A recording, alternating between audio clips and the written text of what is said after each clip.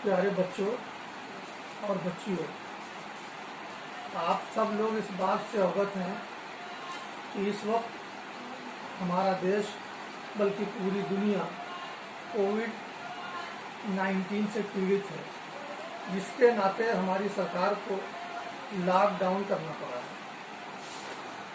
अब लॉकडाउन की स्थिति में ऑनलाइन पढ़ाई होती रहे ताकि हमारे बच्चों का नुकसान न हो।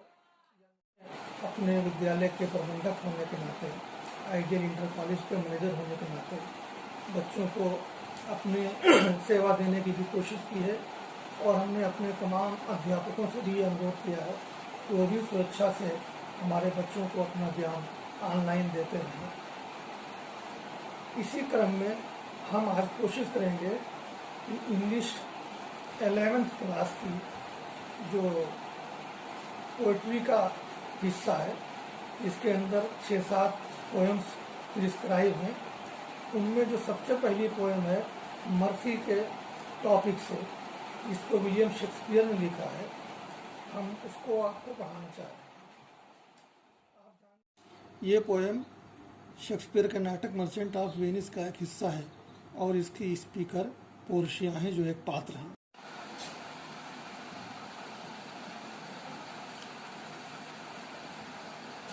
The quality of mercy is not strained. Strained का मतलब होता है कोई चीज़ थोपी जाए, ज़बरदस्ती ला दी जाए। तो शायर कह रहा है, कवि कह रहा है कि जो दया की भावना है ये किसी के ऊपर ज़बरदस्ती लादी नहीं जा सकती है। दया ज़बरदस्ती किसी के अंदर पैदा नहीं की जा सकती है, बल्कि it drops at the gentle rain from heaven upon the place beneath.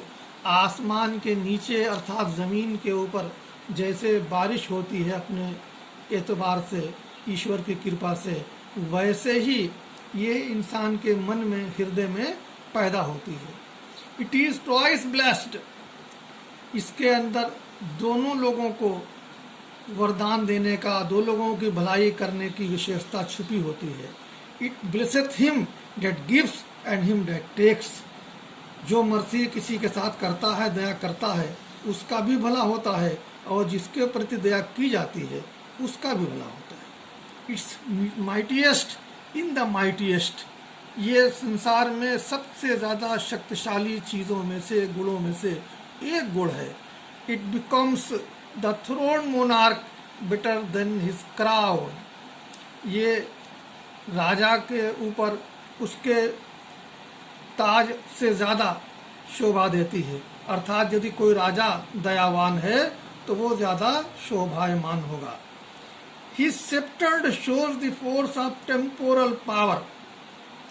उसका जो राजदंड है वो उस दुनियावी शक्ति का द्योतक है।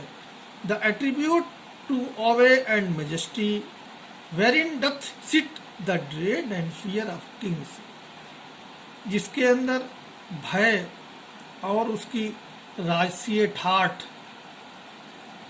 छुपा हुआ होता है या वो प्रदर्शित करता है, और जो इस बात का wherein doth sit the dread and fear of kings, जिससे राजाओं की जो सत्ता है, उसका भय, उसका खौफ लोगों के मन के ऊपर पड़ता है।